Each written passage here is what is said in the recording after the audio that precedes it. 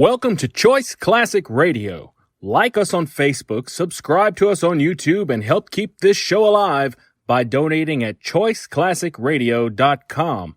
For more of your favorite old-time radio shows, join us on our companion podcast, Choice Classic Radio Detectives, where we bring to you tales from the greatest detective shows the golden age of radio had to offer. And now, with 526 episodes broadcast from 1941 to 1952, we bring to you The Inner Sanctum Mystery.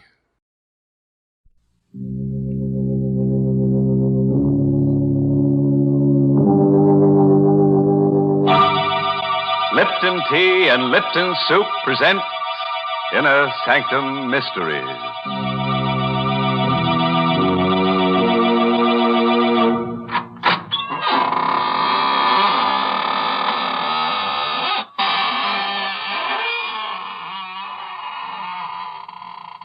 Good evening, friends of the Inner Sanctum. This is your host, welcoming you in through the squeaking door. Come in, see my latest collection of corpses. I've dug up some very interesting pieces, but of course I had to pay a stiff price. This petrified man, for instance, he's over 100 years old. They found him in a forest. That's right, aged in the woods. My goodness, do you expect folks to believe nonsense like that? Oh, but it's true, Mary. Look over here at this artist model. The last time she posed for a sketch, she was drawn and quartered. The artist wanted to paint her with her head in her hands, but he didn't have the nerve to axe her. So he sawed her in half. What an imagination you have. You don't believe me. All right. I'm not going to show you my corpse collection anymore. This is the last time. Well, I don't believe that either. But talking of last times, folks, this is the last time on Inner Sanctum that the Lipton people are offering to send the ladies that special sterling silver medallion.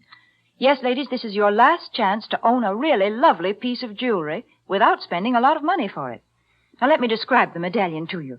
It's made of solid sterling silver. It's about 1 inch in diameter. Yes, and it's decorated with the Chinese symbol for good luck. You can wear the medallion as a necklace or a choker. You see, it's hung on a narrow black rayon satin ribbon. Or if you wish, you can simply add it to your charm bracelet.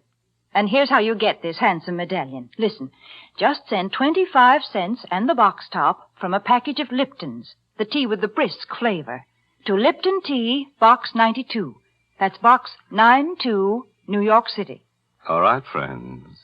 Better write that address down on a dry piece of paper. Why do I say dry? Because everything will be wet by the time we're through here. Wet with gore. Tonight's story is called Dead Man's Debt. It's an original radio play by Robert Newman. And our star tonight is Joseph Julian, who plays the role of Danny. The corner cell in the courthouse jail. Stone walls, stone floor, and a hard cot. Lying on the cot, huddled under the blanket, is Danny Gorman. His eyes are closed and his breathing is regular. But even he is not sure whether he's asleep or awake. For he's listening to a voice he's heard quite often during the past few weeks. And a voice he shouldn't be able to hear. A voice of a dead man. Are you sleeping, Danny? Don't. It's a waste of time. A real waste. Mm-hmm. You'll be sleeping for a long, long time, very soon. When you're dead like I am. No. Yes, No. Danny. Did you think you were going to get away with it? You won't. You'll pay. And soon. No, I said no. Shut up, will you? What's the trouble in here? What are you making all that racket for? What? Better pull yourself together and get moving. Waiting for you downstairs, court's in session. All right, don't rush me. I'm coming. I'm not rushing you. Sure glad to be rid of you. Glad you won't be coming back here again. What? What do you mean? They'll wind up your case this morning. Hand down a verdict before lunch. 2 to 1, they do it without leaving the jury box. And 10 to 1, it's guilty.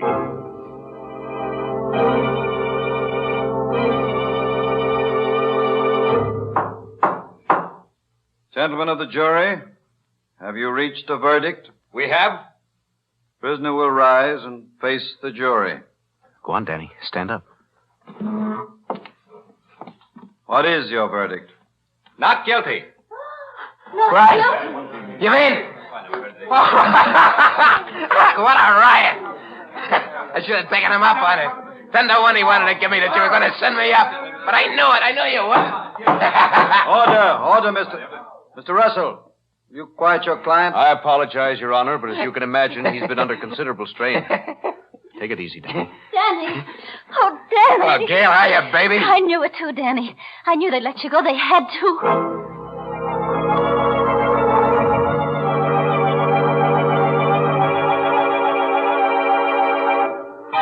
Hope you don't mind coming here to celebrate. It's not very fancy, but, well, this is where they picked me up, put the cuffs on me. I'm kind of sentimental about That's it. perfectly all right. Here's to you, Russell. You did a swell job getting me off. Well, thank you. I had probably done better if I didn't have a conscience. How come? I was assigned to your case. I had to defend you. And I did the best job I could. But it was a little hard to put my heart in it when I knew you were guilty. Not of the murder you were charged with, but another one. What?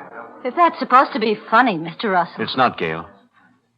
Danny was charged with the murder of Carson, a well-known jeweler, whose body was found a few miles from his country house. Danny was seen in the vicinity in the company of Stack Allen, a man with a long criminal record. Now, if you remember, there were just 3 things that saved Danny. 1, the fact that Carson was thought to have a valuable diamond on him. Danny didn't have the diamond, and it hasn't been found yet. 2, Carson was shot with a .45. Danny's gun was a .38. And 3, Stack Allen has disappeared. Now, on the basis of these 3 facts, I was able to convince the jury that it was Stack who killed Carson and took the diamond. And, as a matter of fact, that's what I think did happen. Well? The DA made one mistake. He charged you with a wrong murder. I don't believe you killed Carson, but I do think you killed Stack Allen. That's ridiculous. Danny, tell him it's not true. Tell him. Shut up. What are you going to do about it? Nothing. I'm not a policeman. I'm an attorney. You're lying. No. You see, basically, I have great respect for the law. I believe that even though it sometimes makes mistakes, it generally corrects them. I think it'll catch up with you. In the meantime, well, there's the matter of my services. Since I saved your life, I figure you owe me a good deal. Don't worry about that. I'll pay you. Yes? How? Never mind that. I said I'd pay you. You don't have the money now. I know that. If you wanted me to, I could probably help you. I don't want any help from you or anyone else. I said I'd pay you, and I will. Come on, Gail. Let's get out of here. Are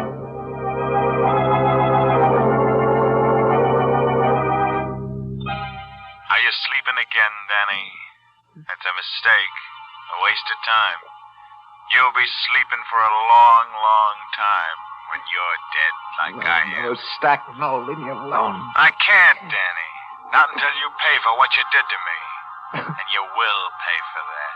And soon. Huh? Who's that? Who's there? It's me, Danny. Gail. Oh. Okay, just a second. Hello, Danny.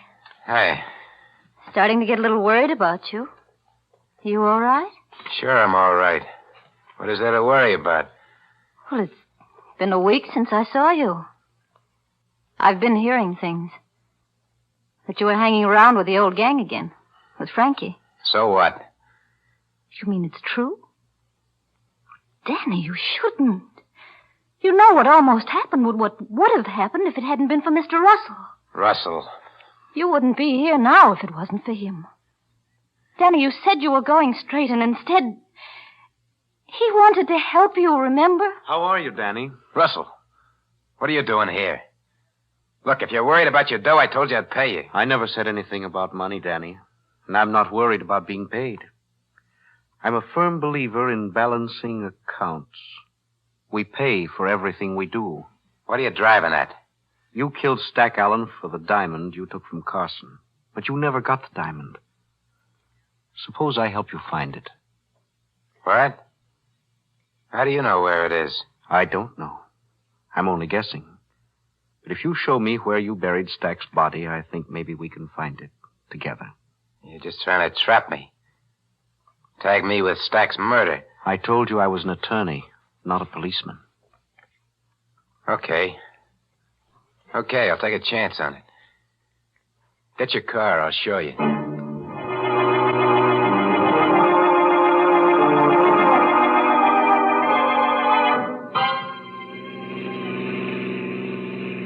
Go easy now. Turn off there to the left. Into the woods? Yeah.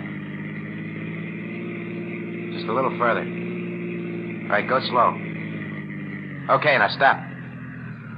I think you'd better stay here, Gail. It's not going to be very pleasant. No, it's all right. I'll come. Just as you like. Now, tell me again just how it happened, Danny.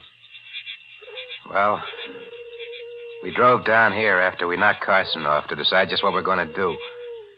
I had a feeling Stack was going to plug me so he wouldn't have to split with me, and I decided to beat him to it. He went over there. He sat down on that log, and he was playing with his ear the way he used to, pulling on it. I let him have it. I searched him, but I couldn't find the diamond. What did you do with the body? I dug a deep hole right there. I dumped them in it, and I piled wood on it, and then built a fire. And after it burned down, I covered it up. Okay. Let's get the shovels out of the car and start digging.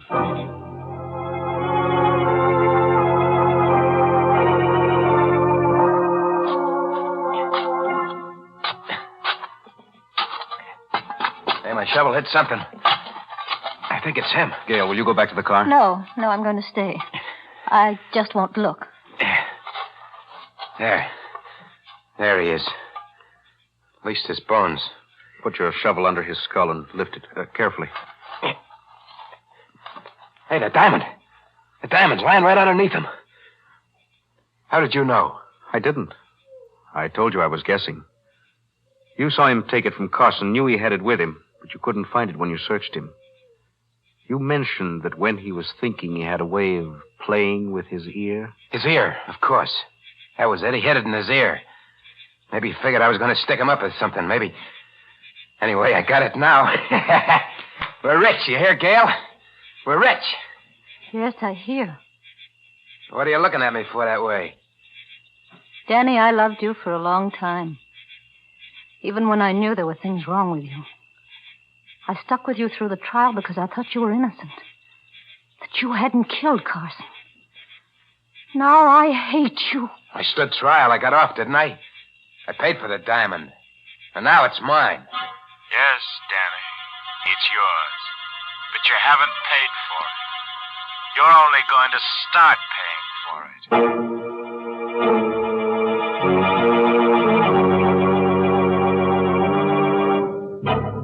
There's our friend Mr. Bones again. You know, I don't mind his talking from the grave, but I wish he'd stop heckling Danny and not sound so much like a bill collector. After all, he didn't do so badly. He not only got buried, he got cremated, too. Yes, he paid the penalty for his crime. Yeah. But what right has he got to be so moral after he's dead? And so vain, too. Wearing a diamond in his ear.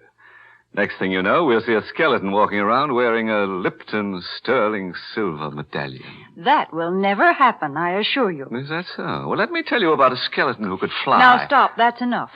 You let me tell you about a real flyer, an American pilot, whose life was saved by the original of that sterling silver medallion that the Lipton people are offering to the ladies. Now, listen, folks, because this is a true story. It seems that a year or so ago, an American flyer had to bail out over enemy territory. Fortunately, he was rescued by Chinese guerrillas, and they gave him a medallion with Chinese letters on it. They said that this medallion would bring him safely through the lines. Well, he did get through, and only then did he learn that the letters meant good luck in Chinese. Now, there's a story to tell your friends when they're admiring your sterling silver medallion on its narrow black rayon satin ribbon. And to get this Chinese good luck charm, just like the one the flyer carried, all you have to do is send 25 cents and the box top from a package of Lipton's, the tea with the brisk flavor, to Lipton Tea, Box 92. That's Box 92, New York City. And now, friends, back to the story of Danny Gorman, who was tried for the wrong murder and who's found, so far at least, that crime does pay, and very nicely, too. It's about an hour later now, and a car with 3 very silent people in it has just reached the outskirts of the town.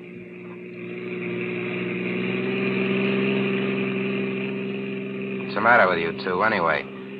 What are you sitting there like a pair of mummies for? Why don't you say something? I said everything I had to there in the woods, Danny. I've got nothing to say. No, nothing at all. I'm trying to pull a lily act now, Russell. Don't forget, you're in this as deep as... Hey, wait a minute. Stop right here. Yeah, that's right, in front of that hock shop. Where are you going? Inside to see a friend. Might just as well get the dough to pay you off right now. And I won't have to listen to any more of your double talk. Hello, Finney. Well, Danny. Haven't seen you in a long time. And I didn't think I'd ever be seeing you again. How come? Yeah, I thought that anybody who'd just beaten a murder rap would have sense enough to keep in the clear. Not get mixed up with anything hot. Or is this a social visit? Not exactly. Take a look at this. It's a very nice diamond. Very nice indeed. What's it worth? Well, you really want to know what it's worth? You want to know what I'll give you for it? What's the difference? A great deal. It's worth, let me take another look at it. Yes, it's worth $10,000, maybe $12,000. I'll give you $2,000 for it. What? Why, you old... What's the idea? It's very simple, Danny. You were tried for Carson's murder, and you got off because you had a good lawyer and because there wasn't enough evidence. But if you were tried again, right now, you wouldn't do so well. Because this is the very best kind of evidence right here. You see, I happen to know that this is Carson's diamond. Yeah? Yes, Danny. That means that you wouldn't dare take it to anybody else. It wouldn't be wise for you even to take it out of this shop. And that's why it's very generous of me to offer you $1,500 for it. $1,500? But you just said... Okay, Finney. Take the diamond, give me the dough. That's very sensible of you, Danny. Come back tomorrow about the same time. Nothing doing. I'm taking a powder out of town. I want the dough right now. All right, Danny. Wait out there, and I'll get it for you.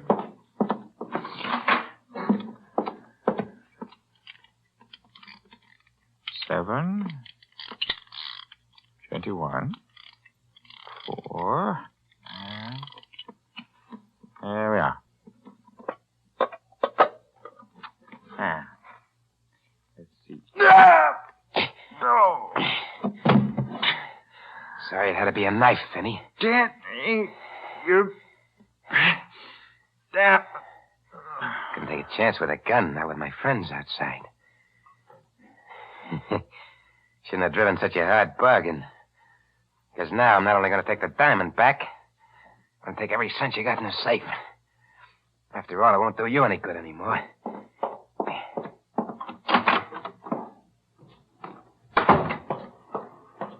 All right. Yeah, let's get going. You seem quite pleased with yourself. Why shouldn't I be? Get rid of the diamond, and I finally got my hands on some real dough. I can pay you off now. What do I owe you? I told you, Danny. A great deal. Your life.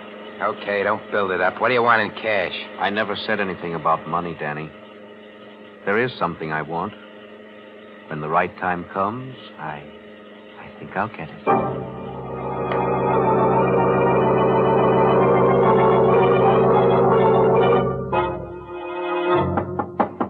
Yeah? Who is it? Me, Danny. Frankie.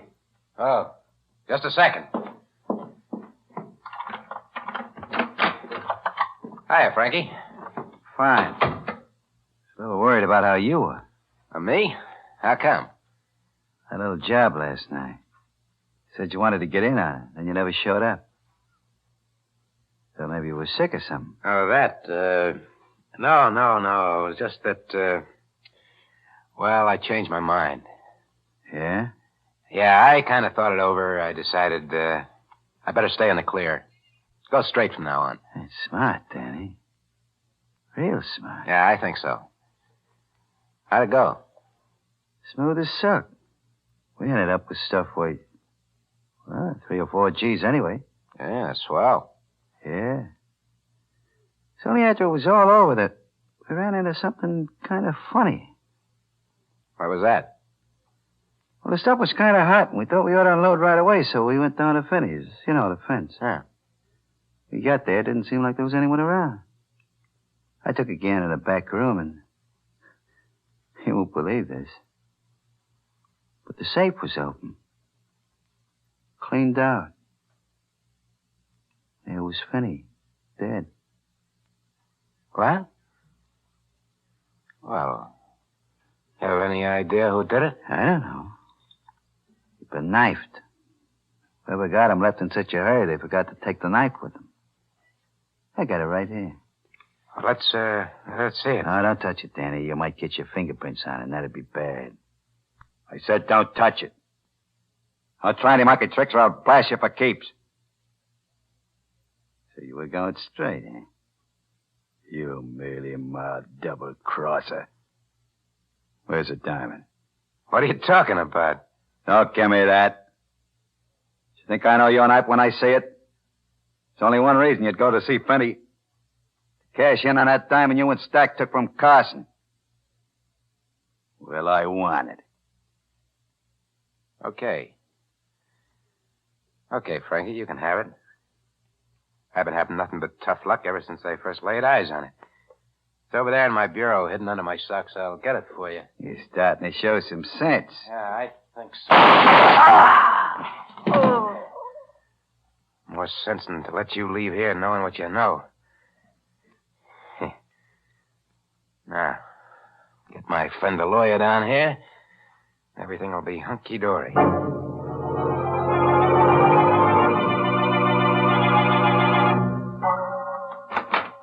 God, you sure got down here fast, Russell. Hey, what's the idea? Bringing Gail with me? I thought she might be interested in anything you might have to say to me. You said something about another case? Yeah. Look over there, in the corner. Oh. Frankie? Frankie Ring. And he's dead. You killed him? Yeah. It was self-defense. So he came down here to get me to go out on a job with him. I told him I wouldn't, that I was going straight, and he pulled a gun. There it is in his hand. See? I got my own rod from the bureau, and, well, that was that. Sound okay? Fine. You know, it ain't going to be easy, I know. Me coming up for a second murder rap. But you can get me off. I got plenty of dough this time. I can really pay. The thing is, what do we do first? We don't do anything, Danny. There are a lot of things you can do. My suggestion is that you call the police. Give yourself up. What? You mean you're not going to take this case? No, Danny. Why not? You fronted for me the last time. Yes, Danny, and I told you why. I was assigned the case, couldn't turn it down. Besides, you were being tried for the wrong murder. But this time it won't be the wrong murder. It'll be the right one. This is the one I said was finally going to catch up with you. I see. Is your car downstairs by any chance? Yes, why? I'm starting to feel a little restless. Let's go places. Go ahead, march. Danny, what are you going to do? Are you kidding? You know about Stack and about Freddie. Somehow I don't think I'd sleep so good knowing that you knew. Besides that, there's one more you don't know about, Finney. I got him yesterday while you were waiting in the car. After your first three, they start to come easy, even dames. We're going to take a little ride together. But I got a feeling we're not all of us coming back.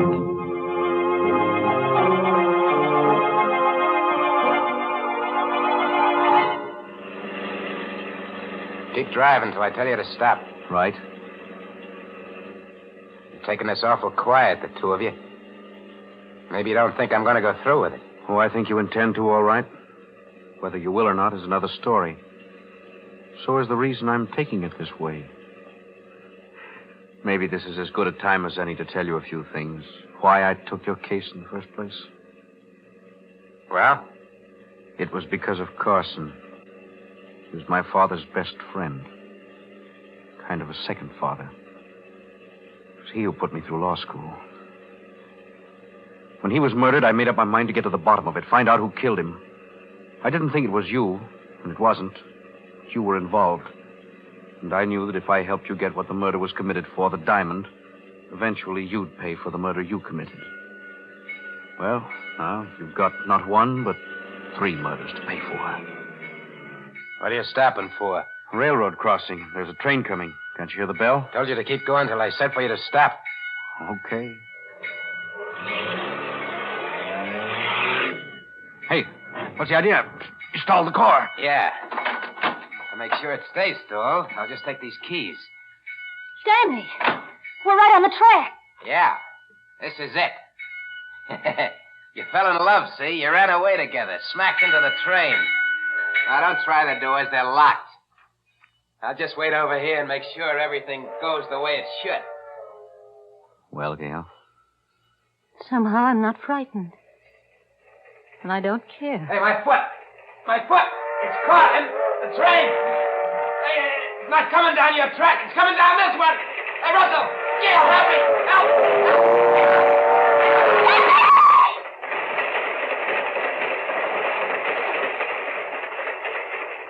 Danny.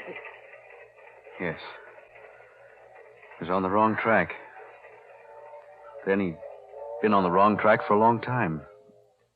John, what was it you said before about why you took the case? Was it true? Yes.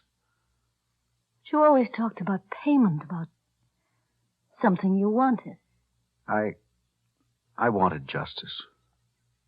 And I also wanted something else. Someone Danny had at first and then lost. Someone he didn't deserve. John. Yes, Jest. That's right. You.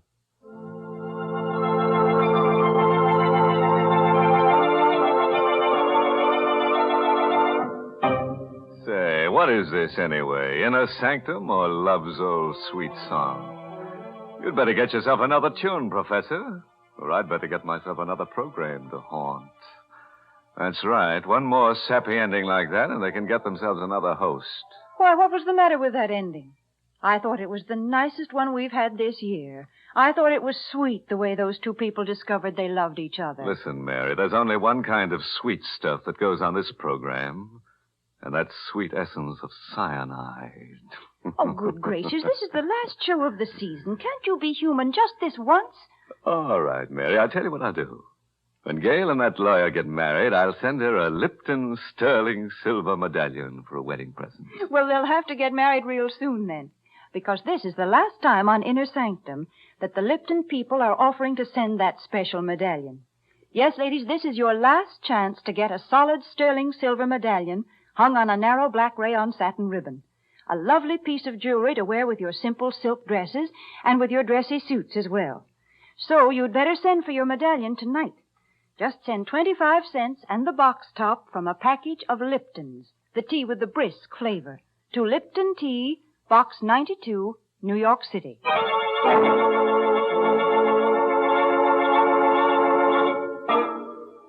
And now, a word of advice, friends. Don't let tonight's story, all this business about dead men's debts, prey on your mind too much. If you should wake up at about 2 in the morning and hear strange footsteps coming up the stairs toward your room, don't worry. It won't be a homicidal maniac. It will probably be the ghost of a bill collector coming to collect IOU. By the way, this month's Inner Sanctum mystery novel is Lay That Pistol Down by Richard Powell. Well, now it's time to close up shop until the end of August. Much too hot to go around murdering people.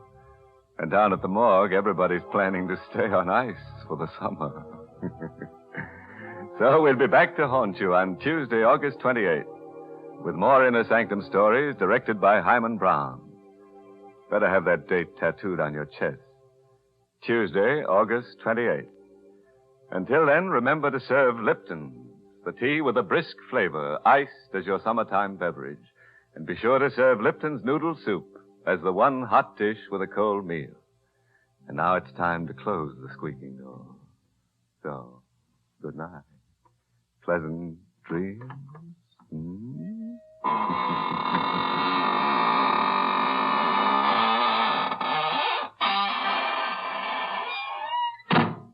This is CBS, the Columbia Broadcasting System. That concludes today's episode. We'd like to thank you and remind you to donate at choiceclassicradio.com. Remember, your donations make episodes like this possible.